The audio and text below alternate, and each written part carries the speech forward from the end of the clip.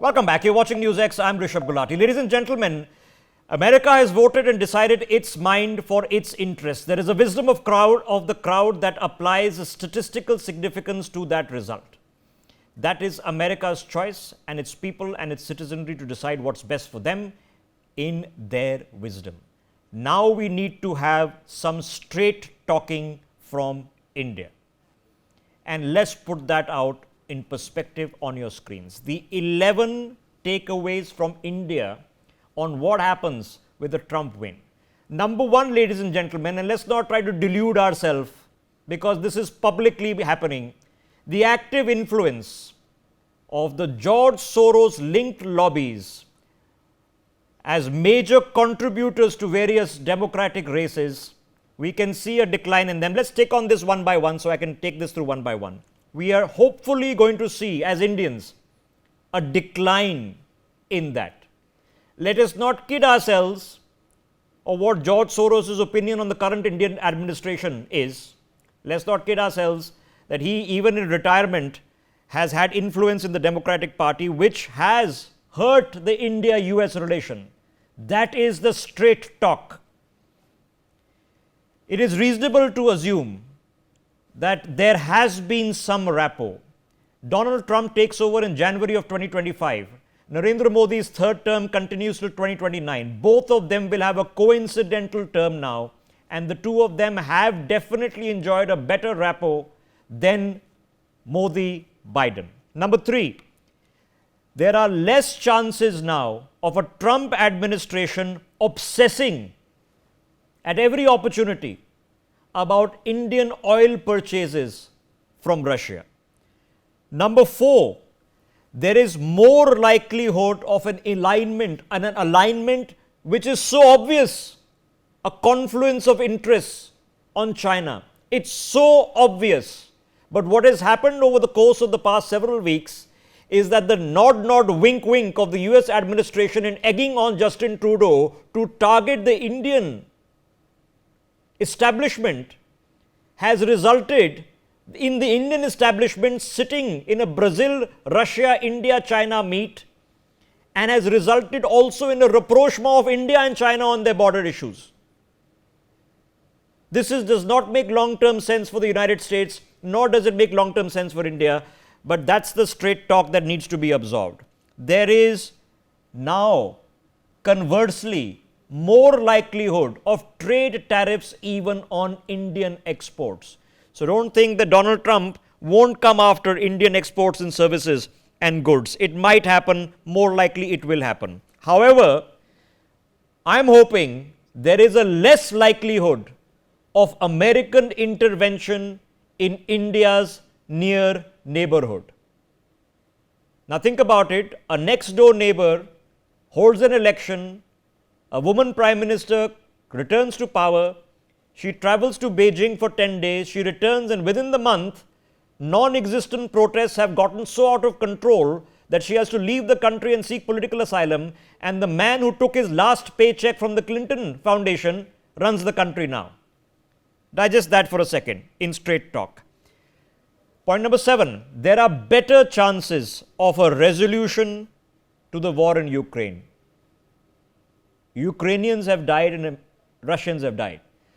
So if you think that this is going to end overnight, it's not. But is it more likelihood? Perhaps, we hope. There is likely to be an increase in confrontation with Donald Trump on India's association and purchases from Iran. Number 9, we are more likely as Indians to see a positive response on the much promised and much awaited technology transfers, including that of a jet engine manufactured by GE into India. And finally, and one can hope that Hindu phobia and global attacks that are taking place on Hindus will be taken seriously by this new administration. Let me open up this conversation to the guests who are joining us to now add perspective and their thoughts on what is taking place. Harinder Singh Sikka is joining us. Purnima Nath, who is a member of the Republican Party, is also with us. Jayant Krishna, who is a senior fellow of CSIS, is with us, and Ambassador Pradeep Kapoor, a former Indian diplomat who happens to have lived in Washington for several years and is participating in programs there, is with us. Ambassador, let me start with you. Now, I've tried to boil it down into some points. What do you think is a fundamental change that is going to take place? Do we, for example, hope that the nod, nod, wink, wink to Justin Trudeau disappears? Well, thank you, Rishabh. One of the most fundamental changes which will happen on his watch in this administration this time around will be the deep state penetration of the State Department, which has been occurring and increasing over the last few years. That will come under check. For example, while the Defense Ministry or the Department of Defense, the security establishment, the geostrategic establishment, the geopolitical establishment, they feel that India is an important partner.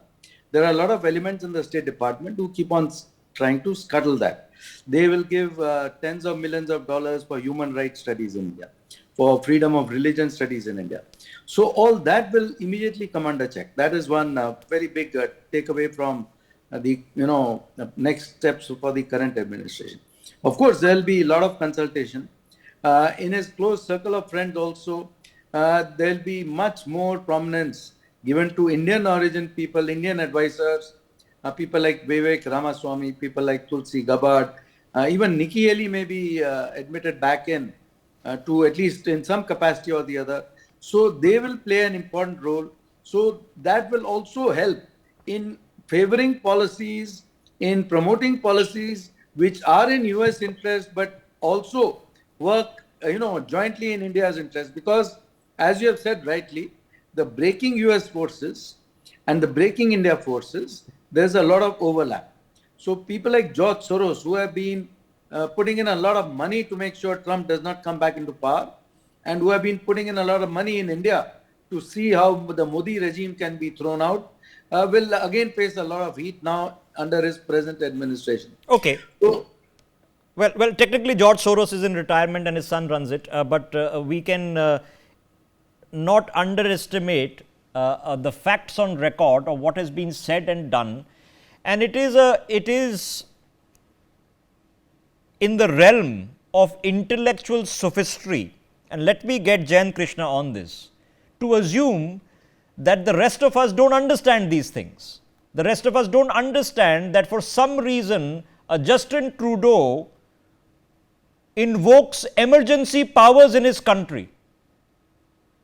He freezes the bank accounts of ordinary truck drivers and cab drivers protesting against his government, and there is nothing, absolute silence.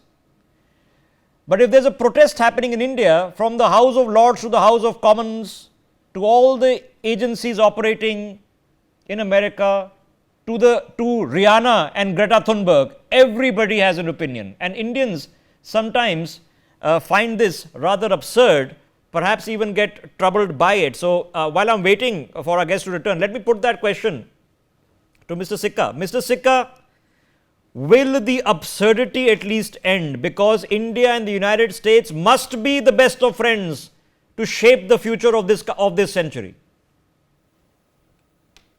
Thank you very much for having me here. It's an important day for us and for the world. There are a few things which are, let me start with the positive ones. One is that, let's not forget the word called providence.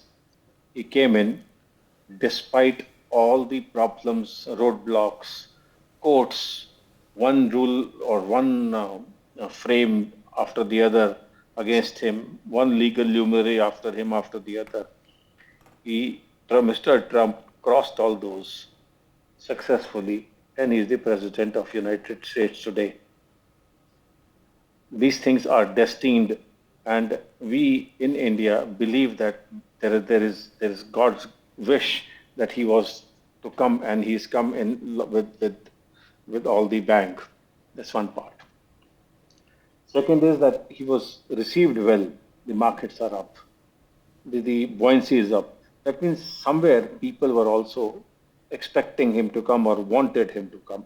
And that is how, even in a state like Pennsylvania, the unheard of or not easily happening, the Democrats have lost.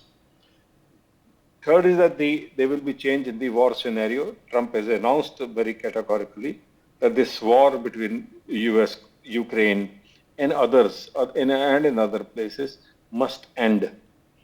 And I'm sure he'll have a different view on Iran as well. He understands the business rather well, and he understands it how. He has been positive on those parts and has been very, very Okay, but Mr. strongly Sikka, I'm wording. sorry to interject here, but we cannot be living oblivious to the fact that currently there is an unheard of, unprecedented crisis. The Indian High Commissioner to Canada has been accused by Justin Trudeau's government of running murder operations in a person of interest. The Indian Home Minister is being accused of doing the same. We have never seen a diplomatic crisis of this level take place with a North American power, and we cannot imagine it's not happening without the tacit support of the Americans in the last few months. India-US relations currently are not happy despite the American ambassador dancing the Bhangra for Diwali. We are not in a good place. Will that be readily fixed? So first, let me talk about the positives. As I said, you cut me in between. It flows. It breaks the flow.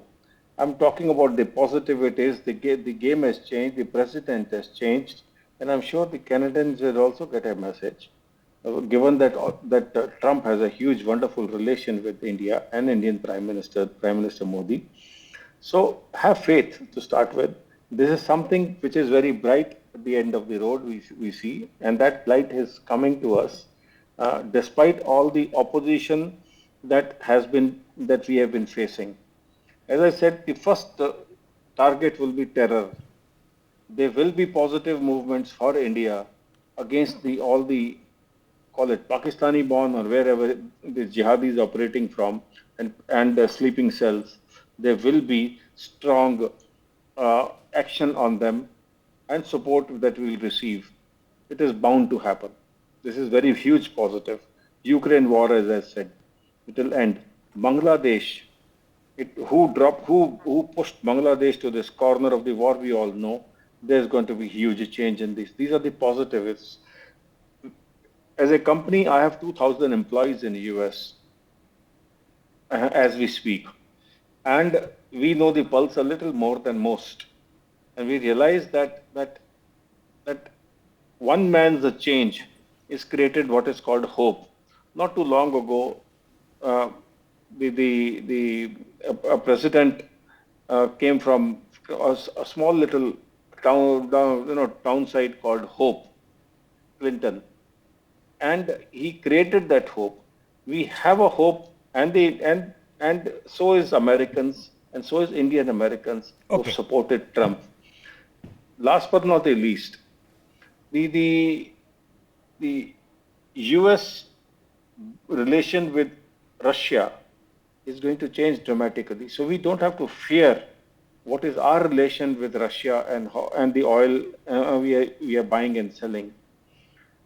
This is a business which is going to happen with Trump having a very positive mind. He wants America first. India wants India first. And I'm sure between the two leaders, very mature leaders, I see only positivities. Okay. There would be hundreds of small negativities which can be overruled or overlooked, small little problems. But Trump, in his present position, is a huge benefit for India. So, Ambassador Pradeep Kapoor sees positivity. Harinder Singh Sikka, with 2,000 employees operating in America, sees positivity. Let me ask the same question to Jayant Krishna, whom we lost for a second, before I come to Purnima Nath.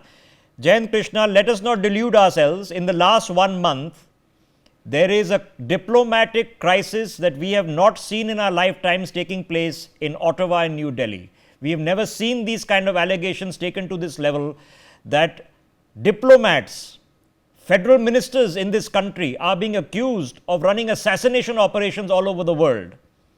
Now, I don't want to say this is the pot calling the kettle black, but one has to assume that there is a tacit support, in fact, encouragement that was coming from the United States to Justin Trudeau to carry on. Does that finish now? Can we repair that now? So, I have a feeling that, whatever, since you're referring to the crisis in Canada, our diplomatic ties have seen a new low.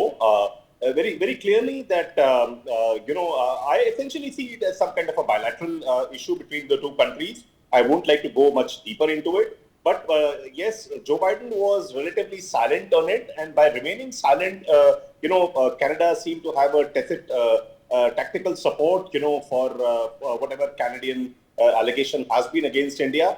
So I think that is likely to change, but I think that's, essentially I see it from a bilateral lens and of course some undercurrents vis-a-vis the US. But I think most important is since Trump and Prime Minister Modi, they have had a reasonably good relationship and a personal rapport and a great deal of friendship. I think, now time has come that Prime Minister Modi has to be a very tough negotiator vis-a-vis the US right from the day one. That, what does this friendship translate in terms of, tangibles on the table? I think that's very, very important. That cannot change. That India has to be very, very clear. Because a few things like, what Trump has talked about in his campaign that, he would like to curtail the visas. And India is one of the largest beneficiaries of the US visa system. And so I think that is something that as long as it was just electoral posturing and no concrete action will happen, I'm fine. But I hope there is nothing because it would affect India as a whole. And second issue, which is of great concern is Trump has talked about two countries, China and India, and he's talked about how the import duty regime will be relooked and higher import tariff and duties would be imposed. Now, let us understand between US and India, there is a trade surplus in favor of India. One of the very few large nations with which India has a trade surplus. And if imports from India to the US become more expensive, then our exports to US will take a hit. So I think these kind of things have to be looked into very, very clearly. Because I don't care much actually which whether Kamala had won or Trump had won, because India is the fifth largest economy today, and India fits so neatly in the US game plan of countering China, both from an economic perspective as well as a geopolitical perspective. Either way the relationship would have.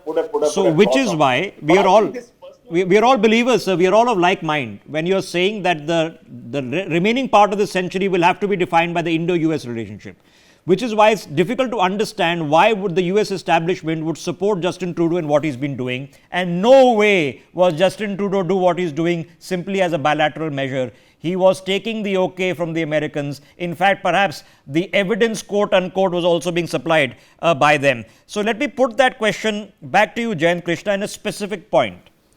For the better part of several decades, the American state did everything possible to deny India a jet engine. Now we are being told that GE is ready to make those jet engines in India, but they have not materialized, they haven't shown up, they haven't started. So that's a case in point. Do you think we get past these major decades-long hurdles? I think you have to unmute me. I've been muted. We can hear you just fine, sir. Don't worry about controlling the muting, unmuting. We can hear you fine. All right. Could you repeat your question, Rishabh? It's not very clear. I was taking the issue of the jet engines, sir. The jet engines. Sorry? The jet engines of GE as a case in point. So I think India and US during Biden's regime had signed this ISET as a very, very major initiative on critical and emerging technologies between US and India. And the jet engine deal from GE, where these will be manufactured in India in collaboration with HAL. I think Indian government has to ensure that just because of change of government in the US, that doesn't get into rough weather. And also our semiconductor mission, which is very, very important for India if India has to make a major foray into it. Some of a couple of projects from US are at different stages of negotiation, and one of them is even getting implemented. So I think, we have to ensure that these things do not get derailed. As a matter of fact, they get accelerated with the new regime. And also, there's a lot of work which US and India need to do together on artificial intelligence. If you look at India's AI footprint right now in the standalone mode is pretty weak. But if you look at the role of Indians in whatever is happening in the AI space in the US, it is paramount. Okay. Any major AI team with any of the big techies you look at in the US, a substantive anywhere between 40 to 60% of the people are staffed by Indians. So how do we ensure that India also becomes a hub for research and development in AI? I think that's very important. So forget getting derailed. We are now hoping gets expedited. So let me get Purnima Nath, ma'am. Thank you for your patience in listening and hearing everyone out.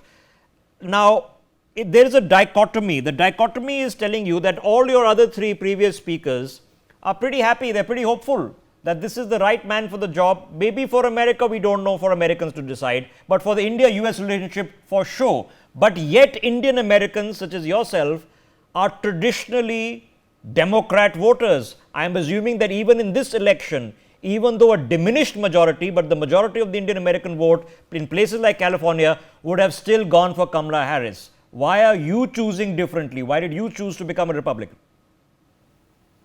Thank you so much for your kind question. I think it's very important. I didn't come to politics because Republican Party or the right wing actually did an outreach towards me or my community. I came very suddenly as a newcomer because I saw the attacks that were unleashed upon at that time candidate Trump was quite vicious, and I felt like it was similar to what I have witnessed in India, that because of which I was or our family were kept away from politics because of the corruption, crimes, and what's not. We were told specifically to study and get a job, and that's how we can get out of the gutter, the poverty, and do something for ourselves and stand in our feet. Coming to America certainly was not in my radar. It was not even dreamt of because we cannot dream that high. Or speaking in English, it was not part of my radar either. I didn't even know how to speak English before I even went to higher studies of engineering. So coming to your question, how did I become Republican? Because of the fact that I felt media was unnecessarily, unfairly attacking President at that time candidate Trump, and I looked into his policies and I stood and researched and I actually started defending. And when I started defending, I got attacked the similar way from all the different entities, from left, liberal, Marxist, Islamo-Marxist entities, and it actually emboldened me to even more support. And then later on, I became a Republican and became a member.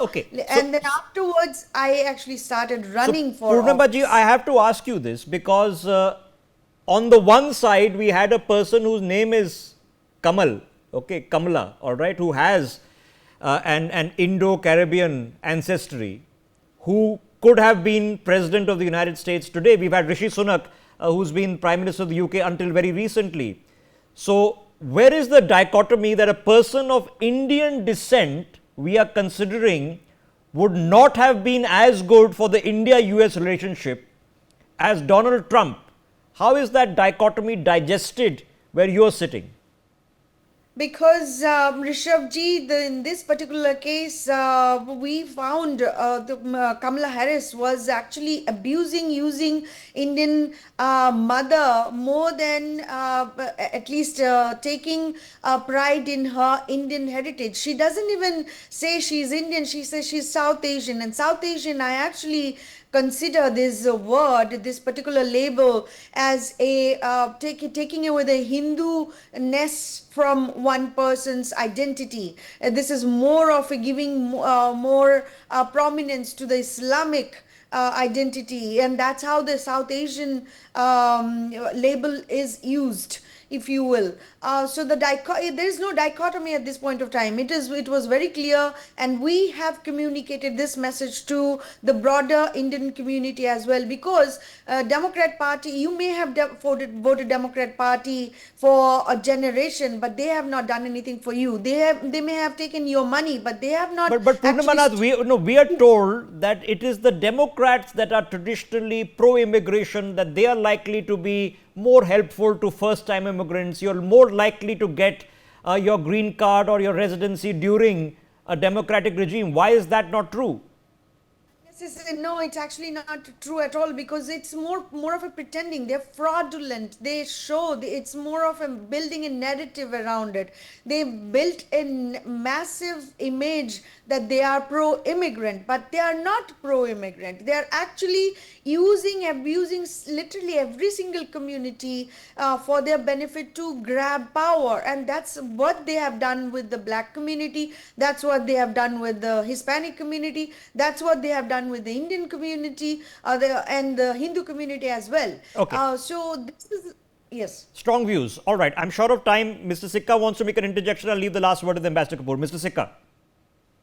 So you see, somebody in your panel talked about semiconductors and GE equipment.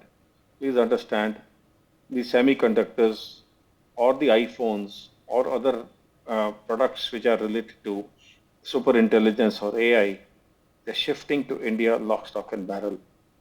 Today what we are manufacturing, say iPhone for example, the production quality and quantity has gone up by 3 times. We are also one of the biggest purchasers of arms. And Northrop Grumman or other big time manufacturers of arms, we are purchasing huge lock, stock and barrel from them. Our relations are not just personal or political. There's a business going on between US and Yes. India at a very high scale. And a vibrant business. Trump, beg your pardon? Yeah, go ahead, sir. Go ahead. Finish your thought. Therefore, Trump is intelligent enough to understand that there's always a give and take.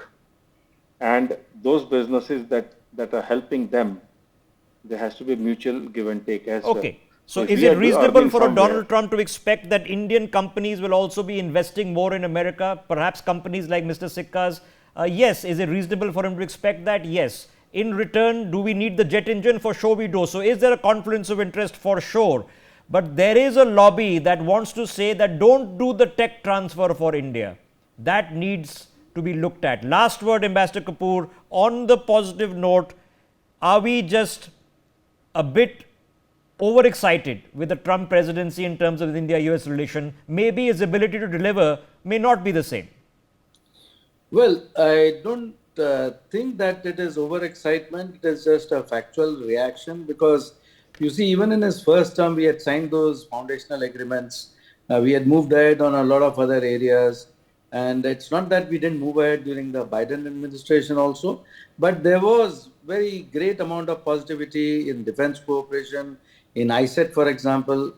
So a lot of areas we have been continuing to move ahead. But on the other hand, during the Biden administration, there were irritants in our relationship, which would set back the whole process of forward movement.